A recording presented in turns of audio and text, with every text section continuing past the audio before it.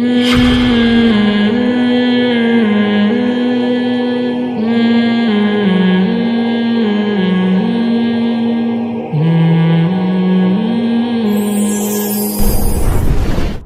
بڑا مہر دیا، 10 سال بکریاں چرائی ہیں تو بیوی ملی ہے ان کو. اتنے غریب اتنے مسکین ہے بھائی، کیونکہ پیسے ہی نہیں ہے جیب میں مہر دینے کے لیے. تو ان کی جو زوجہ تھی ان کے والد نے کہا ٹھیک ہے میں اپنی بیٹی دے رہا ہوں اس شرط کے ساتھ کہ 10 سال بکریاں چراؤ. انہوں نے کہا ٹھیک ہے بھائی، اس کے علاوہ تو شادی کا کوئی اور طریقہ میرے پاس ہے نہیں، بزبان حال یہی کہہ رہے ہیں نا، تو چلو بکریاں چرائیں گے.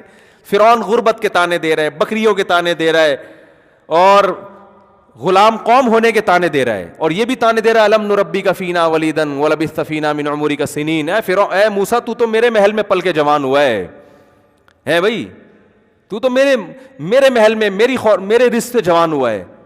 تو حضرت موسیٰ ہر دلیل کا جواب دے رہے ہیں. تلک نعمت تمنھا علی ان عبدت بنی اسرائیل.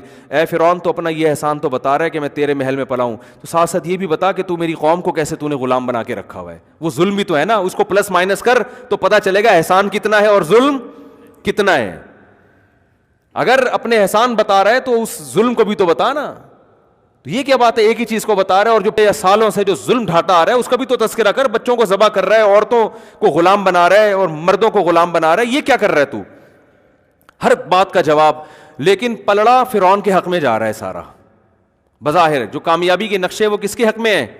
کوئی اگر وہاں جا کے سروے کرے، کوئی گورا جائے اور رپورٹ بنا کے پیش کرے، جو بھی ان کی رپورٹ کا طریقہ ہے نا، تو وہ رپورٹ پیش کرے گا کہ ایک شخص نے پیغمبر ہونے کا دعویٰ کیا، غریب ہے، مسکین ہے، وہ اتنے سالوں سے محنت کر رہا ہے، بھرپور معجزے دکھا دیے اس نے، جادوگروں سے کو مقابلے میں ہرا دیا.